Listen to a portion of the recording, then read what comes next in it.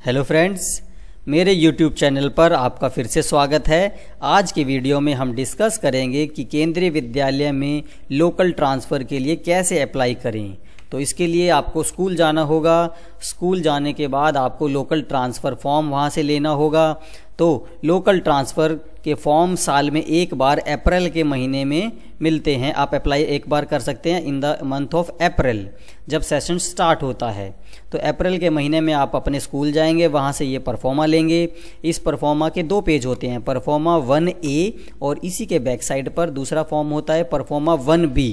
तो ये दोनों फॉर्म आपको अपने स्कूल से, प्रेजेंट केवी से मिलते हैं। इसके बाद यहाँ पर लोकल ट्रांसफ़र एप्लीकेशन फॉर्म लिखा हुआ है, to be filled by parent and guardian. यह फॉर्म पेरेंट के द्वारा भरा जाता है। First point, name of the present KV. जिस भी केवी में बच्चा पढ़ रहा है, प्रेजेंट पढ़ रहा है, उस केवी का यहाँ पर नाम लिखा जाता है।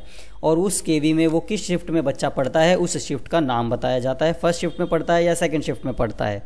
Name of the student, second column पर आपको बच्चे का नाम लिखना है। थर्ड कॉलम में class with stream applicable for 11th and 12th only. यहाँ पर बच्चे की क्लास लिखनी है। यदि वो 11th का या 12th का है तो 11th और 12th के लिए आपको उसकी स्ट्रीम भी बतानी पड़ेगी कि वो आर्ट्स का है, साइंस का है या कॉमर्स का है। फोर्थ पॉइंट में यहाँ पर आपको लिखना होगा डेट ऑफ इनिशियल एडमिशन। जब आपका बच्चा इस प्रेजेंट केवी में पढ़ रहा है, जब से पढ़ रहा है, उसकी यहाँ पर एडमिशन जितनी तारीख को उसका हुआ था तो उस एडमिशन की डेट आती है। फिफ्थ पॉइंट पर फादर या मदर का कोई नाम, दोनों में से किसी एक का भी आप नाम यहाँ फिफ्थ पॉइंट पर लिखेंगे। सिक्स्थ पॉइंट पर फ़ोन नंबर या ईमेल आईडी, फ़ोन नंबर और ईमेल आईडी दोनों को यहाँ पर लिखना है। सेवन्थ पॉइंट बताता है parents, department and category. Parent जो है बच्चे के फादर या मदर किस कैटेगरी से, किस डिपार्टमेंट से बिलोंग करते हैं। यदि वो सेंट्रल गवर्नमेंट एम्प्लॉई है तो यहाँ सेंट्रल लिखेंगे, स्टेट गवर्नमेंट एम्प्लॉई है तो यहाँ स्टेट लिखेंगे, और यदि वो प्राइवेट जॉब करते हैं या खुद का बिजनेस है तो वो वहाँ पर लिखेंगे। और अगर वो किसी डिपार्टमेंट में काम करते हैं, सेंट्रल डिपार्टमेंट हो या स्टेट डिपार्टमेंट, तो वो डिपार्टमेंट का नाम भी यहाँ पर सेवन्थ पॉइंट पर मेंशन करेंगे। Eighth point, address as recorded in the विद्यालय at the time of initial admission. जब स्कूल में प्रेजेंट केवी में, जिस भी केवी में बच्चा पढ़ रहा है, उस स्कूल में उसका एडमिशन के दौरान क्या एड्रेस था, तो उसका एक एड्रेस प्रूफ की कॉपी भी लगाई जाती है। तो यहाँ पर एड्रेस पहले लिखा जाएगा। जब आप इस फॉर्म को अप्लाई करेंगे तो इसके साथ आपके पास एड्रेस प्रूफ भी होना चाहिए। नाइन्थ और बहुत इंपॉर्टेंट पॉइंट है रीज़न फॉर सीकिंग ट्रांसफ़र। आप किस रीज़न से ट्रांसफ़र लेना चाह रहे हैं, please tick the appropriate wherever applicable. Ninth का फर्स्ट पॉइंट आप देखेंगे, यदि आपको allotment and physical possession in of government accommodation, यदि आपको सरकारी आवास आवंटन हुआ है, आपको गवर्नमेंट क्वार्टर मिला है, आप यदि सेंट्रल गवर्नमेंट एम्प्लॉई है या स्टेट गवर्नमेंट एम्प्लॉई है और आपको गवर्नमेंट क्वार्टर अलॉट किया गया है, तो उस सिचुएशन पर आपके नियरेस्ट जो भी केवी होगा तो आप उसके लिए अप्लाई कर सकते हैं। तो यहाँ पर आपको सरकारी क्वार्टर यदि मिला है तो यहाँ पे आप टिक लगाएंगे। इसका B point, parents transfer category 1 to 4th। अगर आप कैटेगरी 1st से लेकर 4th तक बिलोंग करते हैं और आपका ट्रांसफ़र हो जाता है एक प्लेस से दूसरे प्लेस तक, या एक डिपार्टमेंट से, एक यूनिट से दूसरे यूनिट में अगर ट्रांसफ़र हो जाता है मोर देन 20 किलोमीटर्स, और आपके घर के पास जो केवी पड़ता है आप उसके अंदर चाह रहे हैं बच्चे का लोकल ट्रांसफ़र, तो आप इस पॉइंट पर 9th B के लिए एलिजिबल हैं। आप इस पर टिक लगा सकते हैं। पॉइंट नंबर सी, 9th का C part, shifting to own house. यदि आप पहले रेंट पे रह रहे थे और आपने खुद का घर लेकर वहाँ पर बना लिया, तो आप वहाँ पर शिफ्ट हो गए अपने घर में ही, और आपके घर के पास यदि कोई केवी है तो भी आप एलिजिबल हो अप्लाई करने के लिए। तो आप लोकल ट्रांसफ़र का ये भी एक रीज़न से आप अप्लाई कर सकते हैं यदि आप अपने घर में शिफ्ट हो गए हो तो।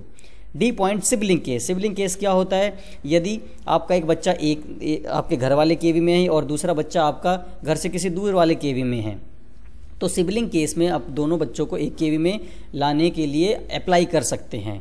अगर आपका एक बच्चा स्कूल ए में पढ़ रहा है, यदि दूसरा बच्चा स्कूल बी में पढ़ रहा है, तो आप सिबलिंग केस पर दोनों बच्चों को एक स्कूल में लाने के लिए application, local transfer form apply कर सकते हैं।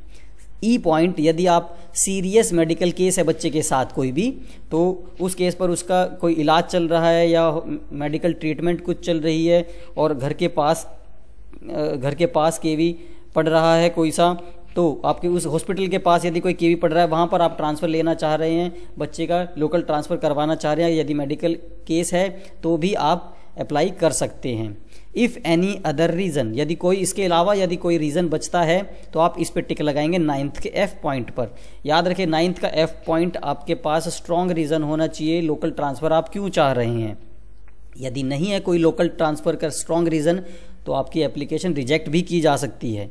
10th point, valid proof in support of reason for local transfer. अगर आप लोकल ट्रांसफ़र चाह रहे हैं तो उसका सपोर्ट डॉक्यूमेंट वहाँ पर ज़रूर इस एप्लीकेशन फॉर्म के साथ अटैच करेंगे। सपोज़ आपके पास सरकारी आवंटन, सरकारी गवर्नमेंट क्वार्टर आपको एलोकेट हुआ है, एकोमोडेट हुआ है, तो आपके पास गवर्नमेंट एकोमोडेशन का पेपर होना चाहिए। पेपर इसके आप साथ में कॉपी उसके साथ लगाएंगे। यदि पेरेंट का ट्रांसफ़र हुआ है तो मूवमेंट ऑर्डर या ट्रांसफ़र कॉपी भी लगाएंगे। शिफ्टिंग टू ओन हाउस, अगर आप अपने स्वयं के घर में शिफ्ट हो रहे हैं तो घर का कुछ पेपर, कागजात, कुछ उससे रिलेटेड पेपर्स लगाएंगे।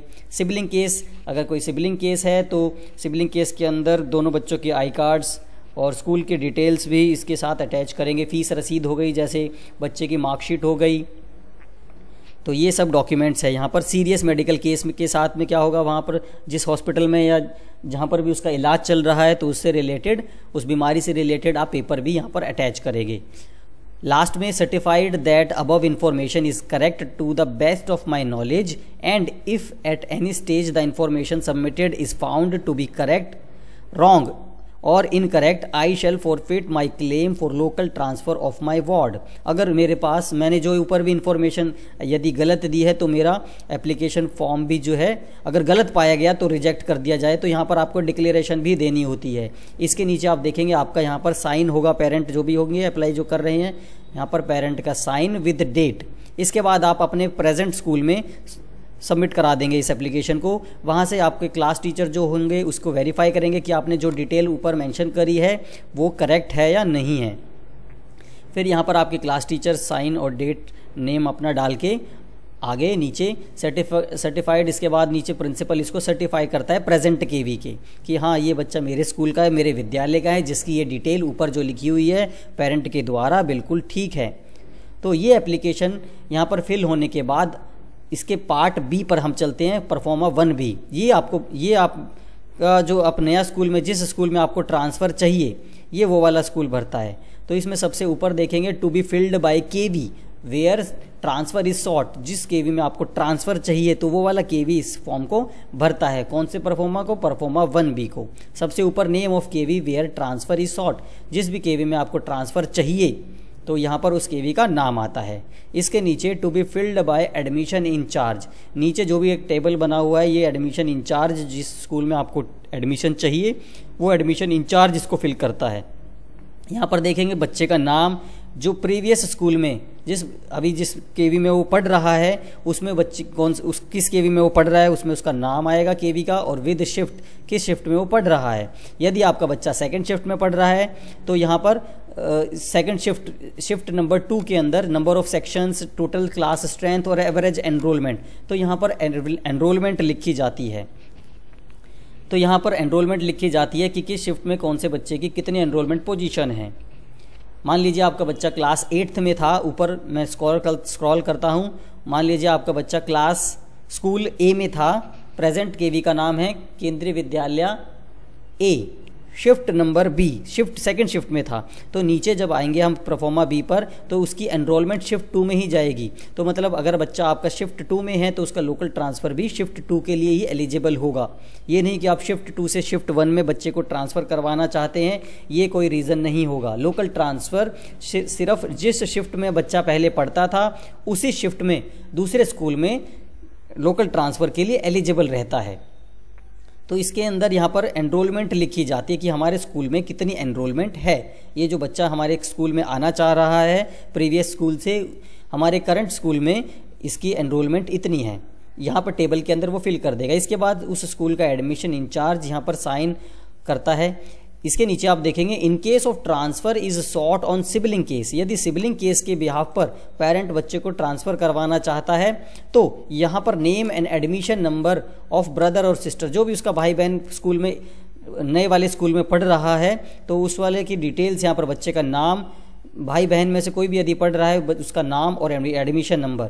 इसके नीचे studying in class and section, किस स्कूल में पढ़ रहा है ये यहाँ पर ऊपर हम बता देंगे, और किस क्लास में वो पढ़ रहा है इसको हम इस वाले जगह बताएंगे। इसके बाद verified by the class teacher of sibling, sibling जो भी आपने ऊपर डिटेल भरी होगी उसके क्लास टीचर इसको वेरीफाई करता है और नीचे क्लास टीचर अपना नाम लिख के साइन कर देता है। इसके बाद प्रिंसिपल को यहाँ पर रिमार्क देना होता है, आपको वो रिमार्क देगा। इस एप्लीकेशन फॉर्म पर रिमार्क डाला जाता है कि हमारे स्कूल में ये बच्चा एनरोल कराने के लिए एलिजिबल है या नहीं है, या ओवर स्ट्रेंथ है हमारा स्कूल, हम इसको दूसरे स्कूल के लिए सजेस्ट करते हैं। तो जो जैसा भी रिमार्क होगा प्रिंसिपल यहाँ पर रिमार्क को फिल करता है, भरता है।